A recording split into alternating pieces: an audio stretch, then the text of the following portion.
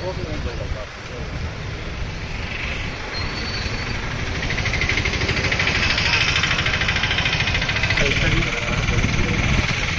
వస్తాయి నాన్న.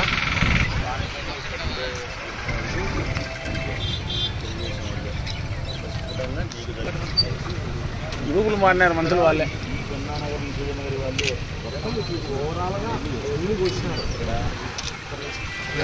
రోడ్లో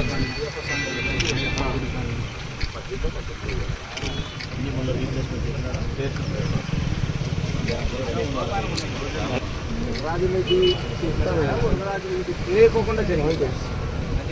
అవునా? తెలుగుదేశం పార్టీ మనం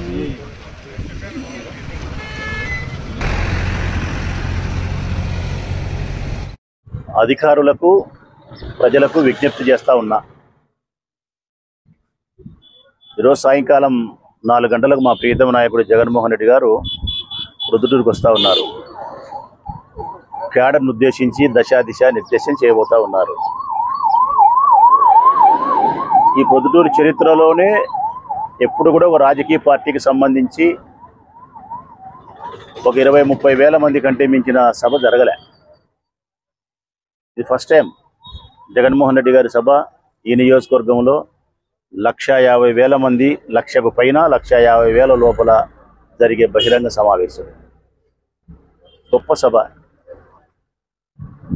ఆ మనిషికి అంత జనంలో విలువ ఉంది. జగన్మోహన్ రెడ్డి గారికి ఆ క్రేజ్ ఉంది. గతంలో అయితే ఏ రాజకీయ పార్టీకి సంబంధించిన నాయకులైనా ప్రొద్దుటూరుకు వస్తున్నారు, వేరే ఊరికి వస్తున్నారు అంటే కన్నా జనాన్ని సమీకరణ చేయాల్సిన పరిస్థితి ఉన్నది. మందు ఇచ్చి, బిర్యానీ పొట్లాలు ఇచ్చి, డబ్బులు ఇచ్చి, అనేక రకాల ప్రలోభాలతో పిలిపించుకోవాల్సిన పరిస్థితి ఉన్నది. జగన్మోహన్ రెడ్డి గారికి, ఎన్టీ రామారావు గారికి, రాజశేఖర రెడ్డి గారికి మాత్రమే ఆ పరిస్థితి లేదు. స్వచ్ఛందంగా జనం వస్తారు. అందులో కూడా రాజశేఖర రెడ్డి గారి కంటే ఎక్కువ జనాకర్షణ కలిగిన వాడు జగన్మోహన్ రెడ్డి. విపరీతం. మాకు నాయకులకైతే రాగిన పైసా పని లేదు. మేము చేయాల్సిందల్లా ట్రాన్స్పోర్ట్ వ్యవహారం ఒకటి చక్కదిద్దితే చాలు. మనుషులు పల్లెల నుంచి కానీ పట్టణాల నుంచి కానీ రావడానికి మేము వెహికల్ అరేంజ్ చేయగలిగితే చాలు. ఇక వాళ్ళు మా నుంచి డబ్బులు ఆశించడంలే, మందు ఆశించడంలే, భోజనాలు ఆశించడంలే, అసలు మమ్మల్ని పట్టించుకునే పరిస్థితులు కూడా లేరు. కరెక్ట్గా చెప్పాలంటే జగన్ వచ్చిన తర్వాత, జగన్ రాకముందు ఈ పిల్లలు ఎవరైతే ఉన్నారో నన్ను ఎమ్మెల్యేగా అన్న అని చూస్తారు. జగన్ ఆడు వచ్చా అంటే నన్ను ఒకరిని విడిచిపెట్టి జంకొని పోతారు. వీళ్ళు ఎవ్వరు ఉండరు. ఇక్కడ అంత క్రేజ్ ఉంది ఆయనంటే. కొన్ని లక్షల మంది జనం సమీకరణ అయ్యే పరిస్థితి ఉంది ఆయన వచ్చే పరిస్థితి. ఇది ఈరోజు సమావేశం. ఇంత గొప్పగా ప్రొద్దుటూరులో సభ జరుగుతూ ఉంటే ఒక రాజకీయ పార్టీకి సంబంధించి తెలుగుదేశం పార్టీ వాళ్ళు మాత్రం కడుపులో ఆవాలు పోసుకొని బతుకుతున్నారు. ప్రతిసారి అంతే. ఇక్కడ మేము ఏది కార్యక్రమం పెట్టుకున్నా జగన్మోహన్ రెడ్డి గారు ఎప్పుడు వచ్చినా కానీ ఏదో ఒకటి అల్లరి చేయాల్సిందే, ఏదో ఒక దాడి చేయాల్సిందే, ఏదో ఒకటి అవాంఛనీయ సంఘటనలు క్రియేట్ చేసి పక్కదారి పట్టించడమో లేకుంటే సభను నిర్వీర్యం చేయాలనే ప్రయత్నం చేయడం జరుగుతుంది. లాస్ట్ టైం సామాజిక సాధికారిక బస్ యాత్ర జరిగితే బెనర్జని వైఎస్ఆర్ కాంగ్రెస్ పార్టీ కార్యకర్త దళిత బిడ్డను హత్యా ప్రయత్నం చేసి నరికి వాడు ఇప్పుడు కూడా సరిగా కోలుకోలే. ఇంకా 6 నెలలు అయిందో ఇప్పుడు కూడా సరిగా కోలుకోలే. తలకు 2-3 పెద్ద ఆపరేషన్ చేసి వాడు 2-3 నెలలు హాస్పిటల్లో పడినాడు. తీర్మానంగా చంపే ప్రయత్నం చేసినారు. అప్పుడు అట్లా డిస్టర్బ్ చేయాలని ప్రయత్నం చేసినారు. ఇప్పుడు మళ్ళా చిల్లర పనులు వాసవి సర్కిల్ పై నుంచి ఫ్లెక్సీలు పెడితే మా వాళ్ళు ఇట్లా ఇట్లా రాత్రికి రాత్రే ఇట్లాంటి 18 కోసినారంట. 18 ఫ్లెక్సీలు ఇట్లాంటివి కోసినారు. ఇట్లా అన్నీ ఒకే యాంగిల్లోనే బ్లేడ్తో కట్ చేసినారు. అన్నీ ఒకే యాంగిలే బ్లేడ్తో కట్ చేసినారు ఆ వాసవి సర్కిల్ పై నుంచి. అదే దీనివలన ఏం లాభం వస్తుంది వాళ్ళకు? ఇట్లా ఫ్లెక్సీలన్నీ చించుకుంటా పోతే ఒక గొడవ వాతావరణాన్ని క్రియేట్ చేయాలనే వైఎస్ఆర్ కాంగ్రెస్ పార్టీ కార్యకర్తల్లో యువకులలో ఒక కోపాన్ని తెప్పించి గొడవల వాతావరణం క్రియేట్ చేయాలనే సభను అంతరాయం పట్టించాలని. ఇవన్నీ వరదరాజిరెడ్డి గారికి తెలిసి జరిగినాయా తెలియక జరిగినాయా నాకు తెలియదు, కానీ చేసినది మాత్రం వరదరాజిరెడ్డి మనుషులే, పక్కా తెలుగుదేశం పార్టీ మనుషులే. ఇంకా తెలుగుదేశం పార్టీ మనుషులు కాకుండా ఇంకా సామాన్య ప్రజలకు ఏమైనా ఫ్లెక్సీలు కోసే అవసరం ఉంటుందే? అది పోనీ మేము కోసుకునే దానికి మాకేమైనా అవసరం ఉంది? మా సభను మేము గబ్బు పట్టించుకునే దానికి మాకు అవసరం ఉందే? వాళ్ళు అట్లా కూడా మాట్లాడతారు.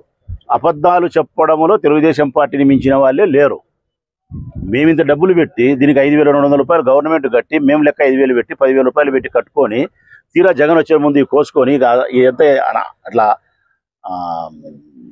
గలీజ్గా చూసేదానికి అసహ్యకరంగా కనిపించే పరిస్థితుల్లో ఎట్లా పెట్టుకుంటాము? ప్రజలు ఎందుకు వస్తారు? కోసేది మాకు సరిపోనోళ్ళు ఎవరు? తెలుగుదేశం పార్టీనే, వరదాడి మనుషులే. నేను వరదరాడికి తెలిసి చేయించినాడని చెప్పి చెప్పడంలే. తెలిసి చేయించినా తెలియక చేయించినా కానీ చేసినది మాత్రం నీ మనుషులే, వరదరాడి మనుషులే. అప్పుడు బెనర్జీ నరికినది తెలుగుదేశం పార్టీ మనుషులే. ఇంకా ప్రతిసారి ఇట్లా ఏదో ఒకటి చేస్తానన్నారు. నేను అధికారులకు విజ్ఞప్తి చేసేది, ప్రజలకు విజ్ఞప్తి చేసేది ఒకటే మాటే. ఇటువంటి అవాంఛనీయ సంఘటనలు ఎందుకు చేస్తున్నారు, దేనికి చేస్తున్నారు, వాళ్ళ మానసిక ప్రవృత్తి ఏందనేది ప్రజలను గమనించమని కోరుతా ఉన్నా. ఇటువంటి చర్యలు చేసే వాళ్ళను కట్టడి చేయాల్సిన బాధ్యత పోలీసులపై ఉంది. ఎన్నికల కమిషన్ కూడా దృష్టి సారించాల్సిన అవసరం ఉందని మాత్రం చెప్తా ఉన్నా.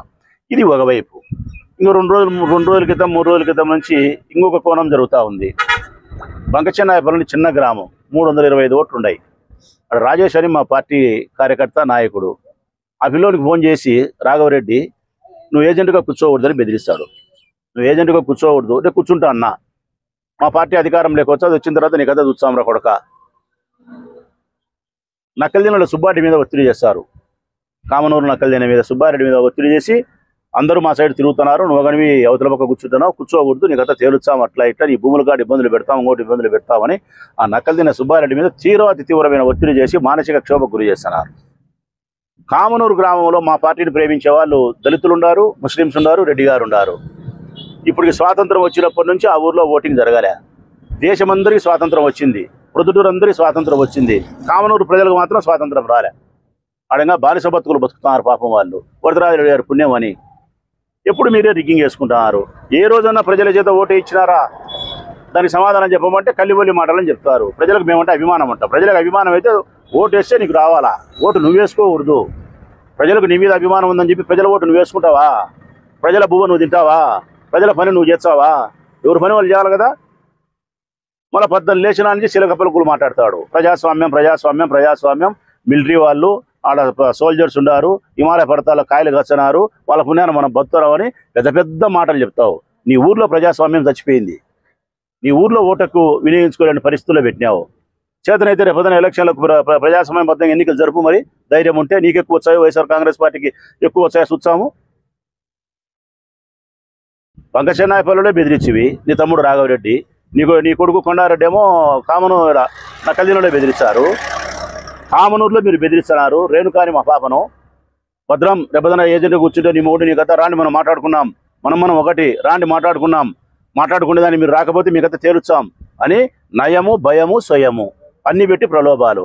ఒక చోట 500 ఓట్లు, ఒక చోట 300 ఓట్లు, 500 ఓట్లు ఉంటే చిన్న ఓట్లకు కూడా బెదిరించుకొని రిగ్గింగులు చేసుకోవాలని ప్రయత్నం చేసే పరిస్థితికి మీరు వచ్చినారు. మీరు ఈ ప్రొద్దుటూరు నియోజకవర్గంలో వరదరాజిరెడ్డి ఫ్యామిలీ రాజకీయాలు ఉన్నంతసేపు హింస పెరిగేదానికి ఆస్కారం ఉంది, ప్రజాస్వామ్యం చచ్చిపోయేదానికి ఆస్కారం ఉంది.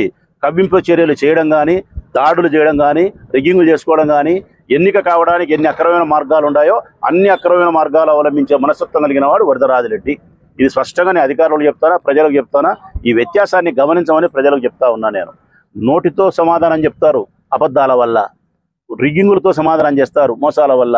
మేము మిమ్మల్ని అడిగేది ఒకటే, వీళ్ళ నోటితో చేసేదానికి కానీ, వీళ్ళ చేతితో చేసే దౌర్జన్యానికి కానీ అన్నిటికీ సమాధానం మీరు ఓటుతో సమాధానం చెప్పమని ప్రజలు నేను విజ్ఞప్తి చేస్తూ, నేను సాధ్యమైనంత వరకు 101% ఓర్పునే పట్టగలుగుతా, ప్రజాస్వామ్యబద్ధంగానే ప్రయాణం చేయగలుగుతా, జరిగే ప్రతి పరిణామాన్ని మీకు చెప్పగలుగుతా. మీ ద్వారా ఓటు ద్వారానే వారిని సమాధి కట్టే ప్రయత్నం చేస్తా.